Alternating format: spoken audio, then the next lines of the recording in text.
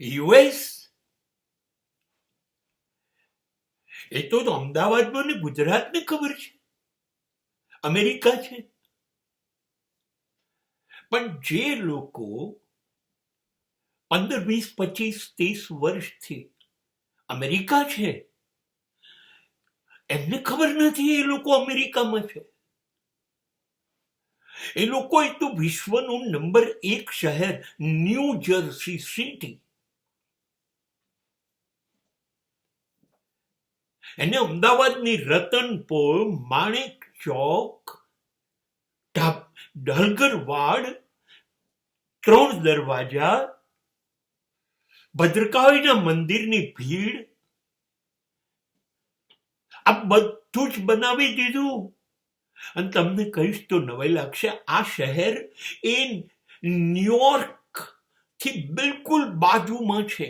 અને ન્યુયોર્ક વિશ્વનું નંબર 1 શહેર, અને એની બાજુમાં ન્યૂ જર્સીને આ અમદાવાદ થી બદતર બનાવી શકાય તો બનાવી દીધું.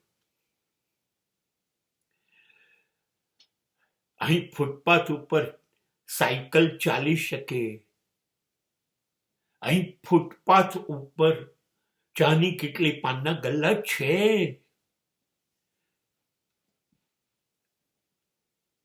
અહીં બધી જ રેસ્ટોરન્ટ, હોટલો, વસ્તુઓ. અચ્છા, શું જોઈએ છે તમારે? રતનપોરની સાડી, ડાલગરવાડના ડ્રેસ, અમદાવાદની અંદર મળતું શું જોઈએ છે અહીં બધું જ મળશે. દરેક દુકાનમાં પાછા ભૂલા ના પડીએ ને, એટલે નામ પણ ગુજરાતી પાટિયા લગાડેલા છે. ખાવું શું છે બોલો ને? ચા પાનના ગલ્લામાં પાન એ તો હવે પછીની વાત છે. ફાફડા, જલેબી, ગાંઠિયા, સમોસા, ગોટા,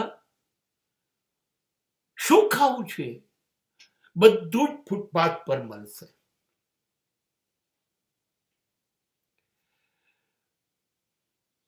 ટ્રાફિક આખા અમેરિકામાં લાજવાબ છે, લાજવાબ. કોઈ સિગ્નલ તોડતું નથી, કોઈ સ્પીડ ઓવર કરતું નથી, રોંગ ખોટી જગ્યાએ પાર્કિંગ કરતું નથી, ગમે તે ખાંચામાં વળી નથી જતું. આ બધું અમેરિકામાં હોય ને, ન્યૂ જર્સીમાં નહીં. અમે ટ્રાફિકનો કોઈ નિયમ નહીં પાળીએ, અને અમે તો કોઈ પણ નિયમ નહીં પાળીએ. બોલો શું કરી લેશું?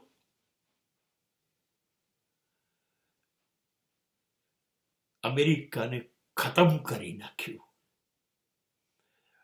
આવી જ રીતે રહીશું, અને 25-30 વર્ષથી આમ જ રહે છે.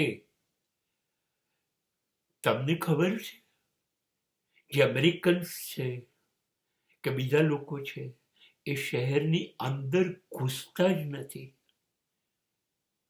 15-20 કિલોમીટર લાંબી ગાડી ચલાવવી પડે તો ચલાવે, પણ અંદર નથી આવતા કે નહીં ફાવે.